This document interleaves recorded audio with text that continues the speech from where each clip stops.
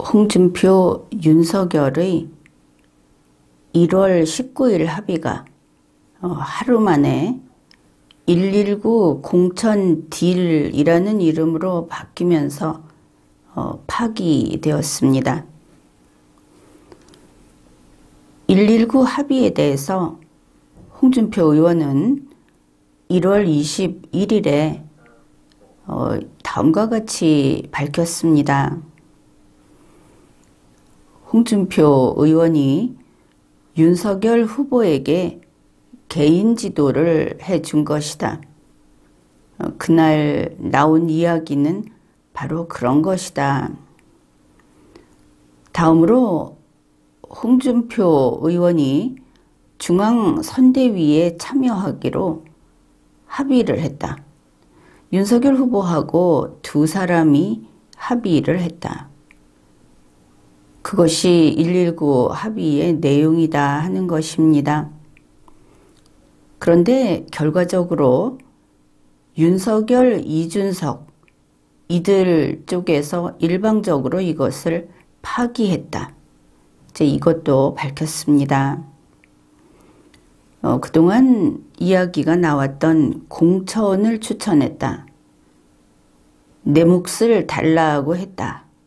이런 것은 공천 추천까지는 사실이지만 그것이 선대위 합류 조건은 아니었다. 내 몫을 달라는 것도 아니었다. 그러니 공천 요구가 아니었다. 이렇게 밝혔습니다. 1월 19일에 두 사람이 만나서 당내 현안을 이야기하고 대선 전략을 이야기했다. 그런데 이것은 개인 지도 차원이었다는 것도 알 수 있고 또 당내 현안에 대해서는 윤석열 후보가 많은 이야기를 했을 것이다 하는 것도 알 수 있습니다. 여기에서 유의할 것이 1월 21일 홍준표 의원은 이런 식으로 나에게 모든 것을 덤탱이를 씌우고자 한다면 어째서 대선 전략을 논의했던 그 내용에 대해서는 공개하지 않느냐 이렇게 말을 했습니다. 그러니까 그것도 공개해봐라. 여기에서 알 수 있는 것은 그거 공개하게 되면 윤석열, 이준석 측에서 곤란하거나 문제가 생기거나 그런 것일 수 있다. 이렇게 짐작을 할 수 있고 그런 의미에서는 살짝 이게 홍준표 의원 측에서 보내는 경고가 아닌가 이제 그렇게도 볼 수 있습니다. 1월 21일 밝힌 내용까지 그동안에 나온 뉴스 이런 것들을 보게 되면 홍준표 의원은 윤석열 후보와 대화를 잘했다.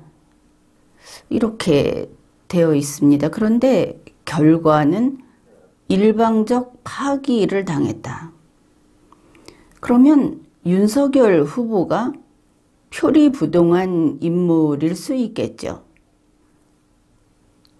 만찬 자리에서는 다 받아들인다고 하면서 듣고 싶은 이야기는 다 듣고 개인 지도도 받고 그러고 돌아가서 바로 다음날 이것을 파기해버렸다. 홍준표 의원이 공천을 달라고 했다. 특별한 요구 조건을 두고 딜을 해왔다. 이렇게 되면 표리부동한 인물이 될 수 있을 겁니다. 그게 아니면 윤석열 후보는 홍준표 의원을 만난 자리에서는 그 말에 다 수긍을 해놓고 본인도 답변을 해놓고 돌아가서는 자기 의견 따위는 상관이 없이 119 합의를 파기해버렸다. 결국 윤석열은 누군가의 아바타다.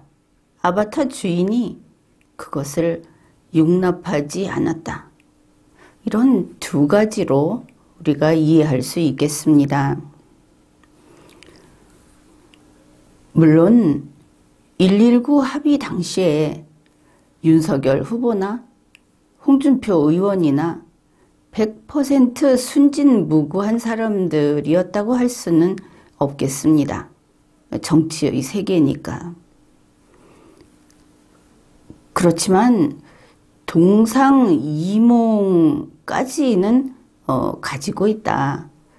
이제 이런 것이죠. 그 순진무구 100%가 아닌데 동상이몽이 뭡니까? 일단 한 침대에 있다는 거 아닙니까? 한 자리에 있다는 거 아닙니까? 그 정도까지는 되는 그런 상황이었다. 이렇게 이해할 수 있는 것이죠. 여기에 정보를 조금 더하면 홍준표 의원이 계속 강조하는 것이 이겁니다. 모처럼 좋은 분위기였다. 화기애애한 분위기였다. 그렇다면 여기에서 조금 더 나가야 하겠다. 동상이몽도 100%는 아니고 한 60% 동상이몽이었다. 여기에서 이제 남는 40%는 의견의 일치를 봤다. 이렇게 이해를 해도 되겠습니다. 자, 그러면은 이런 상황에서 서로 속셈은 따로 좀 있지만 어느 정도는 같이 합의하고 손 잡을 의사가 있는 이런 상황에서 홍준표 의원이 두 가지 요구 조건을 냈다고 했습니다. 이것은 본인이 밝힌 내용입니다. 홍준표 의원이 개인 지도를 해줬다. 이런 식으로 이야기를 한다면 결국 이 두 가지 요구 조건은 윤석열 후보를 곤란하게 하는 것이 아니고 윤석열 후보에게 주는 선물이 될 수 있다. 그렇게 풀이를 할 수 있는 것이고, 그러면 어느 정도의 선물인가? 현재 윤석열 후보가 좀 곤란한 처지에 빠져 있는 그런 그 현안을 타개할 수 있는 실마리, 그것을 풀어주는 답은 아니고 실마리 정도를 준 것이다. 이렇게 볼 수 있겠습니다. 그러니까 소위 비단주머니에 해당이 될 겁니다. 그런데 여기에서 우리가 잘 알아야 할 것은 비단주머니라는 것은 해결책을 주는 것이 아닙니다. 그것은 단지 미봉책을 주는 것입니다. 비단주머니는 한순간 위기를 모면할 수 있는 그런 계책입니다. 순간적으로 죽음을 면할 수 있는, 죽을 고비를 아슬아슬하게 피해서 갈 수 있는 그런 방안이다 하는 것이죠. 그런데 이준석 대표는 이 비단주머니가 무슨 문제를 해결하는 정답인 줄 알고 걸핏하면 비단주머니 이야기를 하고 있습니다. 그만큼 얕고 서툴고 애송이다. 그런 것이죠. 그래서 이 두 가지 요구 조건은 윤석열 후보에게 준 비단주머니다. 그거 가지고는 살아갈 수 없다.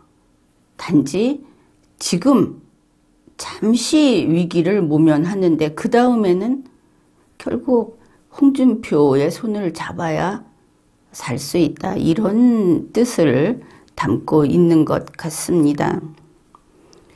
그리고 1월 19일 공천 추천을 했다 하는 것을 지금 홍준표 의원이 해설한 것을 가지고 같이 보게 되면 사실은 이거는 한 팀으로서 좋은 그 머리를 쓰는 것은 아닌데 한 팀으로서 모종의 결과를 얻어내기 위해서 잔꾀를 부리는 뭐 그런 방도로서 이야기를 한 것이다. 이렇게 볼 수가 있겠습니다.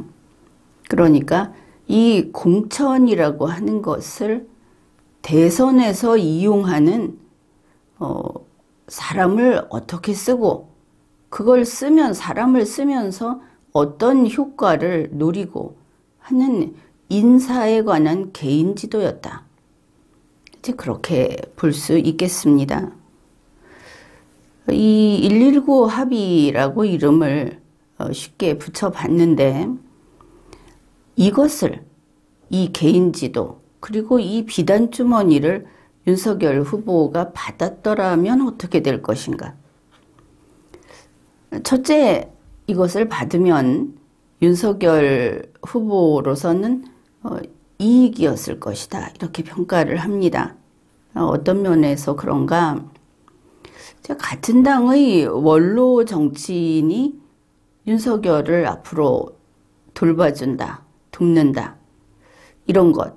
그리고 또 홍준표 의원은 신경 쓰이는 경쟁자이기도 합니다.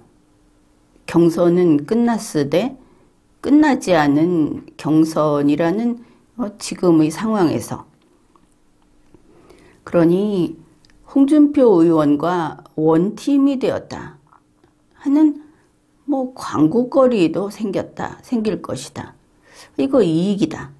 이렇게 볼 수 있겠습니다.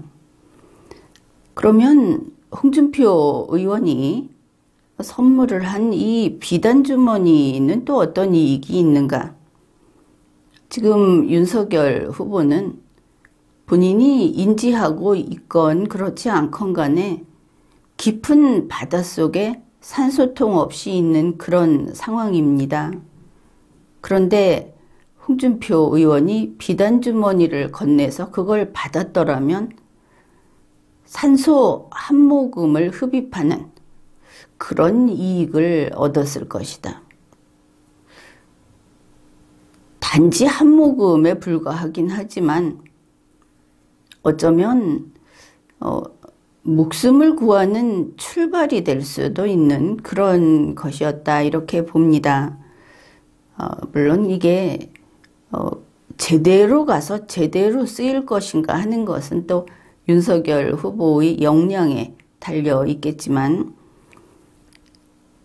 그런데 지금은 단지 산소 한 모금이다. 그러니까 앞으로 잘 되면 홍준표 의원이 자기가 가지고 있는 산소는 찔끔찔끔 계속 공급을 해줄 수도 있을 것이다.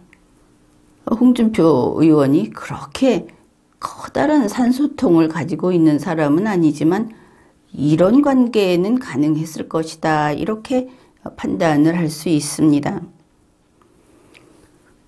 그러면은 홍준표 의원이 자기가 주장한 것은 이제 그것을 토대로 알아보면 이렇게 되는데 우리가 이해하기에는 어떻게 봐야 할 것인가? 우리가 이제 그의 말을 가지고 또 좀 더 생각을 해 봅시다.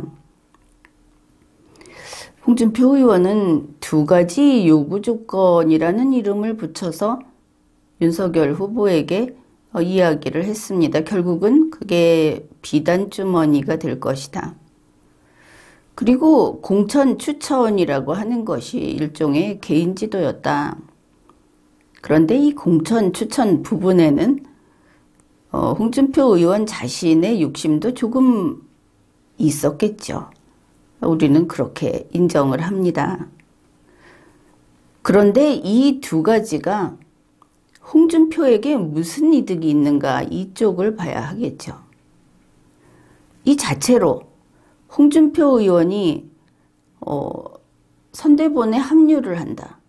이 사람이 지금 쓸쓸하고 외로워서 있을 자리가 필요하다. 명함이 필요하다. 그것은 아니고 단지 끼워준다. 윤석열 후보하고 같이 만찬을 한다. 이게 목표는 아니었을 것이다. 그거는 누구나 생각을 할 겁니다.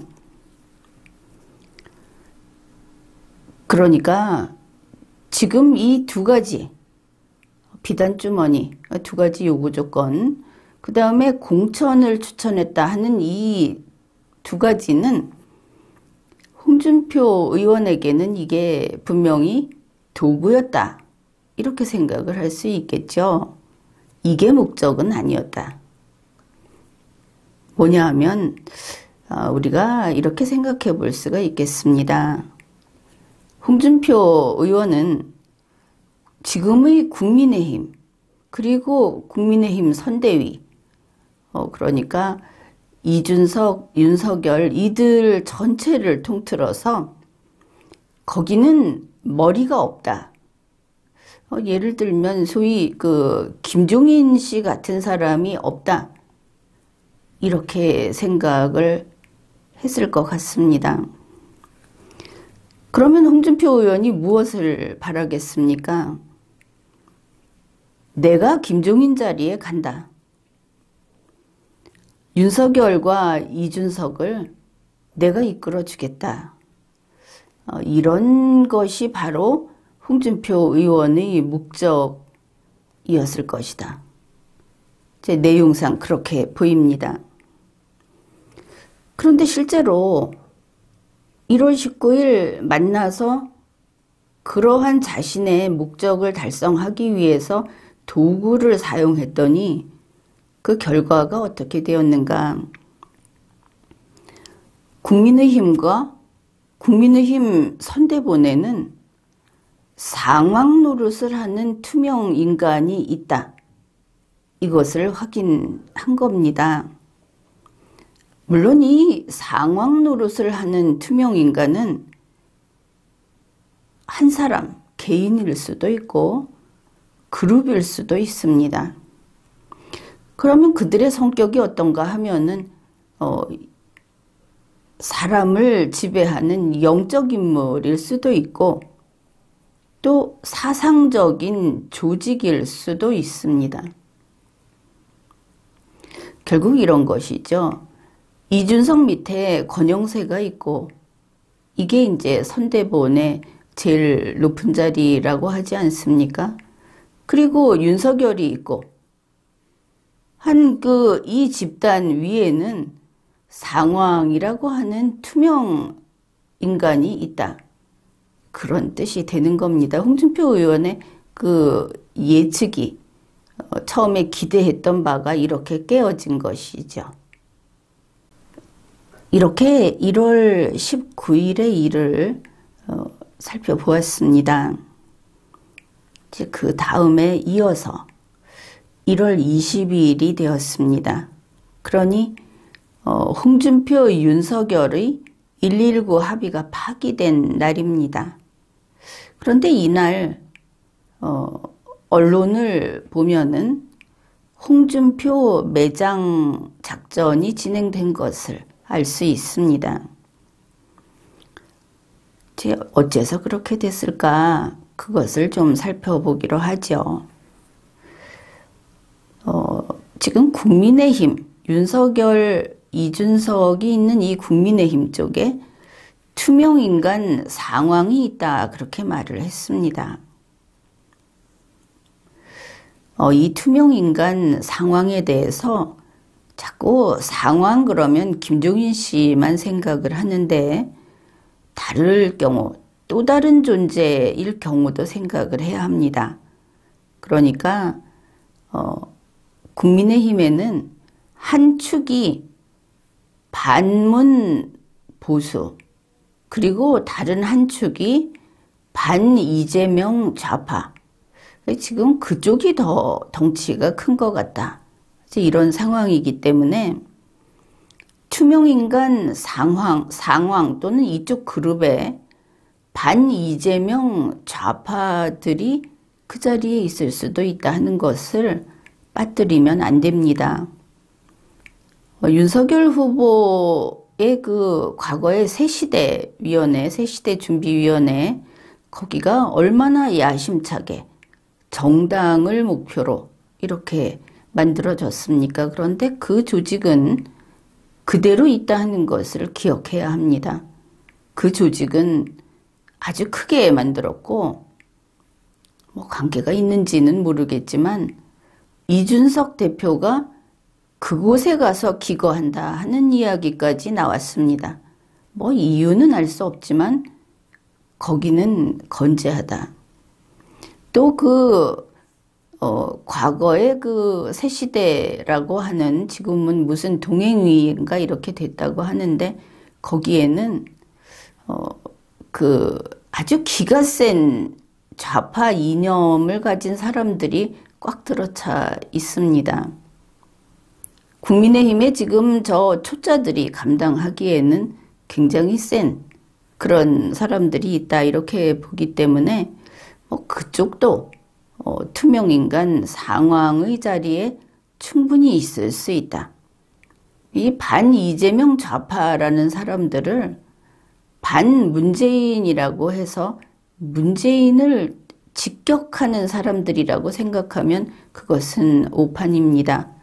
정확한 명칭은 그저 반 이재명이다. 본인들도 밝히고 있죠. 그것이 언론에 나올 때는 아주 상위 카테고리로 반문 세력, 반문 연대 이렇게 됐는데 그것은 본뜻하고는 상당히 다르다. 이렇게 이야기를 해둡니다. 자, 그래서 투명인간 상황이 있다. 그런데 홍준표가 들어오면 새 상황이 되겠죠. 이거 받아들일 수 없는 것은 당연합니다. 절대 안 된다. 그러니 투명인간 상황이 이준석, 윤석열에게 무슨 이야기를 해줄 것인가? 홍준표가 와서 내 상황 자리를 뺏으려고 한다고 하지는 않겠죠. 그것이 이준석이나 윤석열에게 무슨 이해관계가 있겠습니까? 그래서 이렇게 말을 했다. 그렇게 보는데 홍준표가 바로 너희들의 밥그릇을 뺏으러 들어오는 것이다. 그런 내용이다 하는 겁니다. 홍준표 의원은 상황 자리를 차지하는 게 목표다. 우리가 그렇게 보았습니다. 그렇다면 공천을 해달라고 요구한 공천 추천은 되면 좋고 하는 식의 그 도구였다. 여기에는 홍준표 의원의 이익이 분명히 관련이 되어 있다. 이익 100%는 아니다. 그렇게 됩니다. 두 가지 제안이라고 하는 이 비단 주머니, 이거는 그냥 컨설팅이다. 개인 지도다. 그리고 이것은 미끼다. 왜냐하면 산소 한 모금을 얻어먹은 윤석열은 다음 산소를 또 기대를 하겠죠. 그러니 나를 붙잡으면 다음에 더 줄게. 이런 게 될 수 있다. 그래서 이 부분은 홍준표 의원에게 뭐 이익될 거는 없고 그냥 도구다. 상황 자리 차지하기 위해서.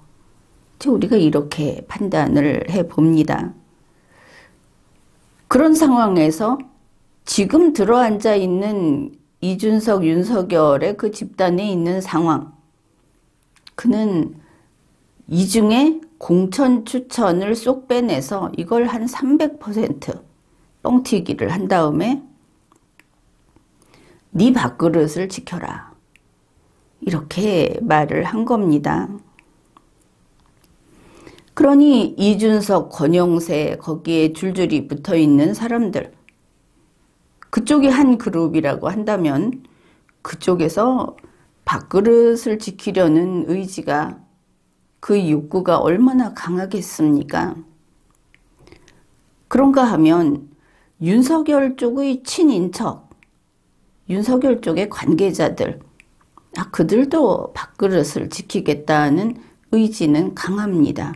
그러니 모두가 약속이나 한 듯이 다 일어나서 홍준표 못 오게 해라. 그리고 홍준표에게 구정물을 덮어 씌우고 소금 뿌려라. 이게 1월 20일의 일이다. 그렇게 볼 수 있겠습니다. 이들이 밥그릇을 지키는 게 정말 얼마나 진심인지, 그게 뭐 삶의 목표인지 하는 것을 보여주는 예가 이준석 대표를 가지고 한번 이야기를 해보면 좋을 것 같습니다. 이준석 대표는 지금 보궐선거 또 지방선거 이 공천권 이거를 자기 밥그릇이라고 꽉 움켜쥐고 있습니다.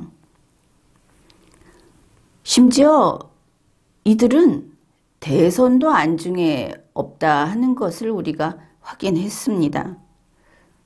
이준석 대표가 원희룡 씨하고 같이 그 윤석열 홍보물이라고 이름은 그렇게 붙어 있는데 59초 쇼츠를 지금 계속 만들어서 뿌리고 있습니다. 이거 아는 사람은 다 알고 있고 이미 그거 문제 있다 하는 지적이 나왔습니다. 왜냐하면 59초 쇼츠 이거는 이준석, 원희룡 자기들 선거운동용이기 때문입니다.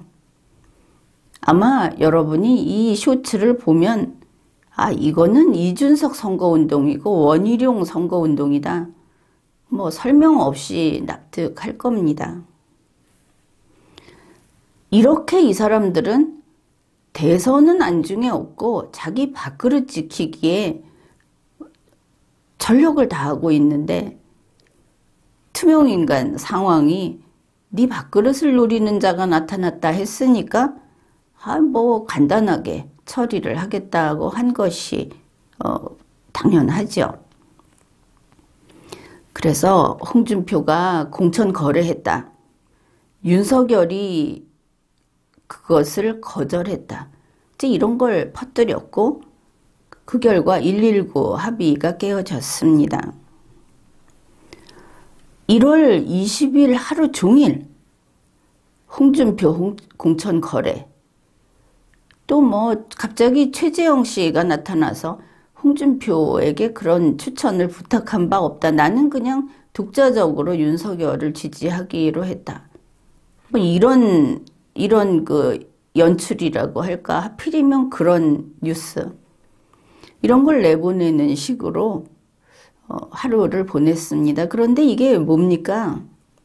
국민의힘에서는 일치단결해서 홍준표를 얼씬도 못하게 했다고 하지만 밖에서 보는 국민은 어떻겠습니까? 국민의힘이 대선 앞에다 두고 갑자기 공천 싸움을 하고 있다 이렇게 본 것이죠. 1월 20일 하루 동안 이런 그 움직임을 보면 과도하게 홍준표에게 다들 몰려가서 물매를 때렸습니다. 이 사람들이 밥그릇 지키기에 저렇게 진심이구나. 대선은 두 번째 문제구나. 이것을 국민들이 다 보고 알게 되었습니다. 이번 이 경험으로 홍준표 의원도 좀 공부가 됐을 겁니다. 학습은 참 좋은 것이다 싶습니다. 홍준표 의원이 한 몇 가지를 배웠겠죠. 하나는 이준석의 국민의힘 그리고 윤석열 후보 그들이 있는 쪽에 투명인간 상황이 이미 있다. 그 다음에 이준석하고 홍준표 의원은 경선 후보 당시부터 상당히 밀착이 되어 있고 같이 활동도 했고 같이 작전도 수행을 했고 뭐 그런 관계라고 할 수 있는데 이제는 그 동맹관계가 끊어졌다. 그것도 한참 전에 끊어졌다. 이제 이것도 알았을 겁니다. 이제 지지층에 있어서도 아주 타격을 입었습니다. 용병이라고 할 수 있는 층은 그야 계약직이니까 계약 관계가 충족이 되는 한 남아 있습니다. 거기는 그대로 있을 겁니다. 그런데 청년이 홍준표를 지지한다 했던 것은 실은 그 청년은 파견이 된 것이죠. 주인이 따로 있다.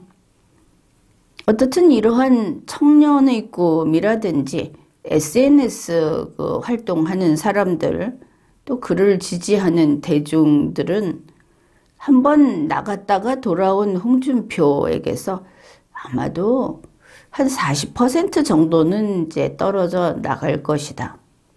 아마 홍준표 의원도 바로 이러이러한 것들을 지금쯤은 인식하고 있을 것이다. 그렇게 봅니다.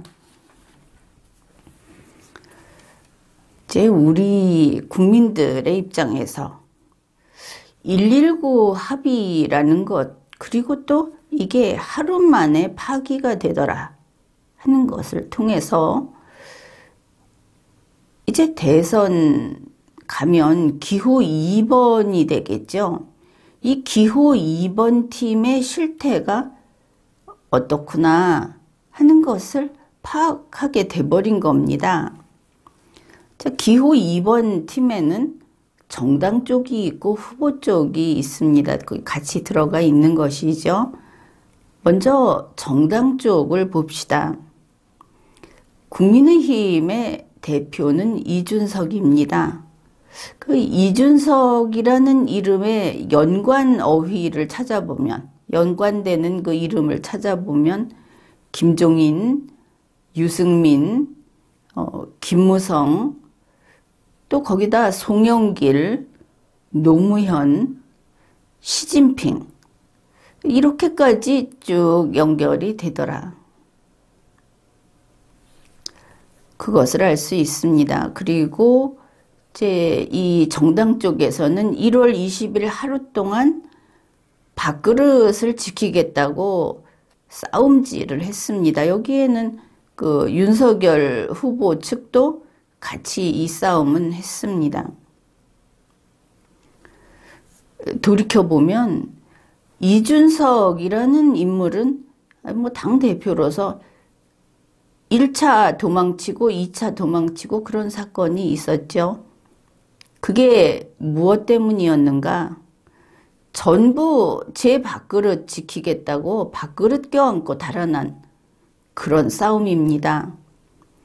김종인의 난이라는, 김종인의 쿠데타라고 하는 것도 마찬가지입니다. 그 전에 쿠데타는 뭐 최근 사건을 가리키니까 그 전에 김종인이라는 이름과 관련해서 자꾸 당이 들썩이고 후보가 흔들리고 경선이 흔들리고 했던 그것은 모두 김종인 자신의 밥그릇을 지키고자 그래서 벌였던 일들이다. 그것을 알 수 있습니다. 지금 이 기호 2번 팀, 현재의 국민의힘 여기를 보면 4.15 총선 이후 지금까지 하루도 밥그릇 싸움이 그친 적이 없다고 할 정도로 계속 이런 그 내분, 권력 다툼, 밥그릇 싸움의 연속이었습니다. 김종인 씨는 옆집 아저씨였는데 이제는 이 집에 들어앉아서 그리고 이 집을 아무 때나 드나들면서 이 밥그릇 싸움에 계속 끼어들어 왔습니다. 그러면 앞으로는 어떻게 될 것인가? 앞으로도 밥그릇 싸움은 계속 할 겁니다.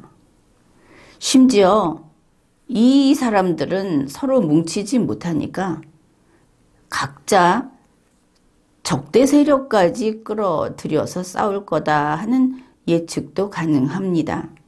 그러면 어떤 적을 끌어들이는가? 좌파, 극좌파, 그리고 중국을 끌어들여서 친중, 북한을 끌어들여서 친북, 조선족을 끌어들여서 표를 어떻게 하겠다. 이제 이런 식으로까지 싸움을 계속할 것이다. 그것을 예상할 수 있습니다. 4.15 총선 이후에 김종인 씨 선거를 전부 맡아갖고 했었고 유승민 씨 정치적인 경력자로서 안방 차지를 하고 있었다 이렇게 볼 수 있을 겁니다. 그리고 이준석 지금 대표는 뭐 자기가 관여했다고 하니까 이런 사람들. 그래서 그 특징을 찾아보면 바른정당계 사람들이라고 할 수 있는 김종인 씨 포함해서 이 사람들은 4.15 총선에서 민주당에 뭐 합해서 180석을 내주고도 우리는 선방했다. 아주 성공적이었다. 이런 소리를 했었습니다. 그런데 그 선거 결과에 대한 이야기는 뭐 본심이 무엇인지 몰라도 우리는 패배했다 이렇게 보고 있죠. 그런데 어떻든 이 정당은 이건 아니다 하는 것이 여러모로 거듭 확인이 됩니다. 지금 이 정당은 리더십이라는 것이 존재하지 않습니다. 당을 마치 단물 뽑아 먹기 용으로 생각을 해서 저마다 당에서 마지막 한 방울까지 단물을 뽑아 먹겠다 이러고 있고,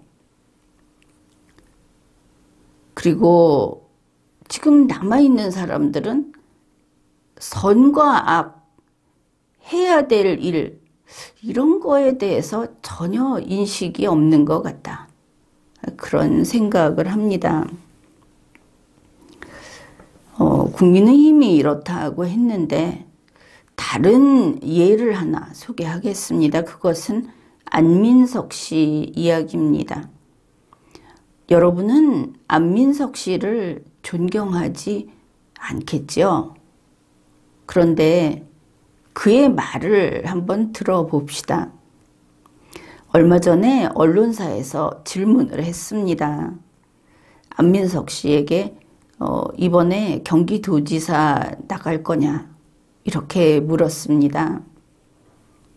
그러니까 그 안민석 씨가 소소하게 남의 뒤나 캐고 방송에 나와서 참 민망하게 그런 루머라든지 뭐 이런 이야기나 하던 뭐 기억에 남는 건 그런 모습인데, 그런 안민석 씨가 이렇게 말을 했습니다. 나에게는 3월 9일 대선밖에는 없다. 내가 도지사를 나가든 뭐 그런 것은 나는 생각 안 한다.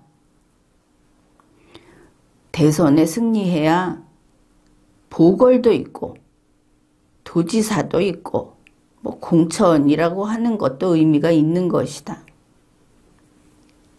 그러니 이 사람까지도 대선에 자기를 던졌다 하는 것을 알 수 있습니다. 그런데 국민의힘은 뭡니까? 그냥 삼류일 뿐입니다. 정당의 생명이 아예 끝난 곳이다.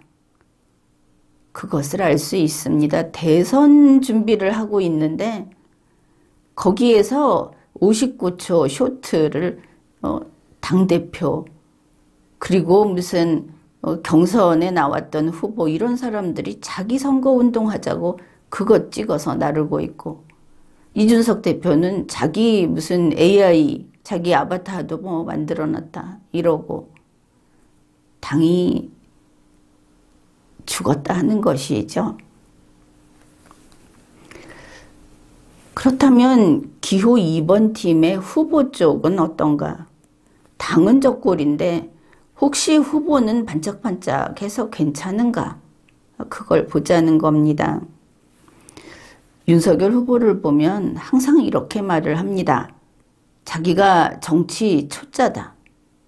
그러니 윤석열 후보는 자기의 약점이 정치 초짜라는 그게 최대 약점인 줄 알고 있는 겁니다. 다른 건 괜찮다고 생각을 하는 모양이다.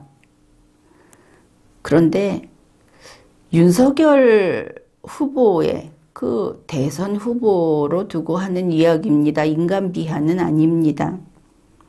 윤석열 후보의 그 약점은 인간이 불량 인간이다 하는 겁니다. 이 후보로서.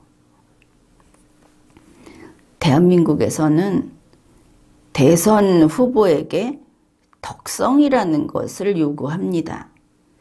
이거는 필수 요건입니다.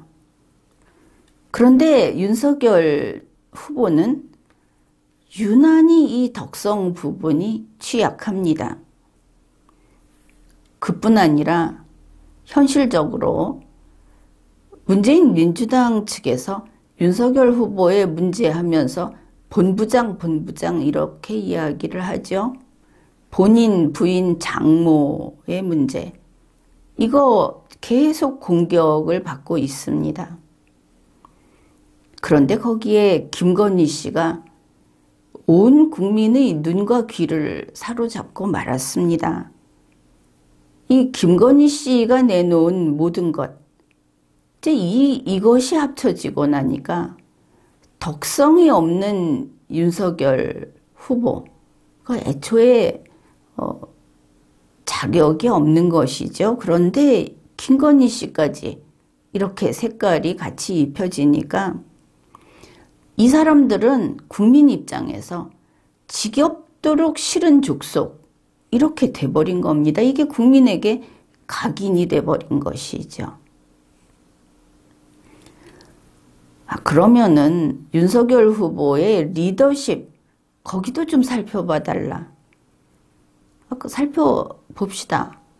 윤석열 후보는 리더십이 부족하다 하는 정도가 아니고 리더십이 전무합니다. 제로입니다.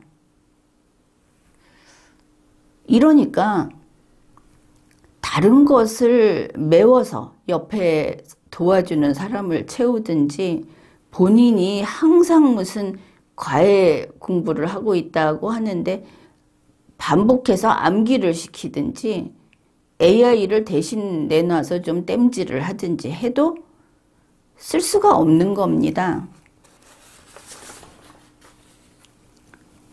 이게 기호 2번 팀의 실태인 것이죠. 국민의힘이라고 하는 기호 2번 팀은 정당 차원에서 삼류 국민의힘이다. 정당 생명이 끝났다. 후보의 입장에서 무용지물 후보다. 후보 생명이 끝났다. 이 둘이 다 구제불능이다. 정말 끝 하면서 완전히 더 이상 어떻게 해볼 도리가 없는 그런 상태다. 이것을 알 수 있습니다. 그래서 내놓은 이게 길이다 하고 내놓은 것이 첫째 당을 바꾸고 둘째 후보를 바꾸고 그리고 대선에 임해야 한다 하는 것입니다. 아주 엄청난 일처럼 보이죠. 당을 바꾼다 하는 것은 신당 창당을 이야기하는 것이 아닙니다. 원래대로 복원하면 되는 겁니다. 이것이 보수 재건인 것이죠. 복원은 자유한국당을 다시 살려내라. 그런 뜻입니다. 어렵지 않은 일입니다. 후보를 바꾸는 것은 신속 경선으로 해야 한다. 일전에 이야기를 했었습니다. 그렇지 않아도 리마요는 이 보수 재건을 할 자유한국당의 뿌리를 이은 사람으로 홍준표, 황교안 이런 이름들을 이야기했었습니다. 그러고 보니 이 앞으로 그 보수가 살아가는 길, 이 보수 재건을 하는 길에 홍준표 의원에게도 사명이 있다. 그것을 알 수 있습니다. 홍준표 의원은 보수 재건에 헌신해야 합니다. 홍준표 의원은 보수 재건의 미랄이 되어야 합니다. 하나의 미랄이 되는 것입니다. 그리고 홍준표 의원의 이러한 노력은 역사로 기록이 될 것입니다. 이것이 정치이기도 합니다. 자, 당을 바꾼다 하는 것은 침략자들, 침략해서 이제 점령군이 된, 눌러 앉아버린 이런 점령군을 몰아낸다. 이런 뜻이 되고, 이제 그것을 하고 나서 신속 경선으로 덕성을 갖춘 보수 후보를 선출하고, 그리고 대선에서 승리해야 하는 겁니다. 후보 등록하는 날짜는 아직 충분히 있습니다. 그리고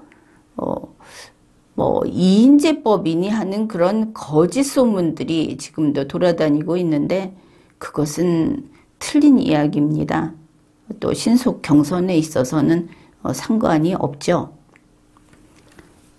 현재의 그 후보가, 저 무용지물인 후보가 계속 버티고 있다고 했을 때 그 후보의 자격을 박탈하는 방법은 또 지난 리마연 방송을 참조하면 될 겁니다. 쉽고 당의 주인인 당원의 뜻을 받들면 그냥 할 수 있는 거다. 이렇게 이야기를 했었습니다. 바로 이거, 당을 바꾸고 보수 재건을 하고 신속 경선을 해서 국민이 원하는 덕성 있는 후보를 내고 그래서 대선에 승리한다고 하는 바로 이것은 그게 헌법을 지키는 길이고 국민을 지키는 길입니다. 그렇게 해야만 국민에게 개인의 자유를 돌려주고 국민의 삶을 정상화할 수 있는 겁니다. 이 모든 것은 기가 세고 강인한 보수는 해낼 수 있습니다. 성공 분명히 할 수 있습니다. 지금까지 리걸마인드 연구소였습니다.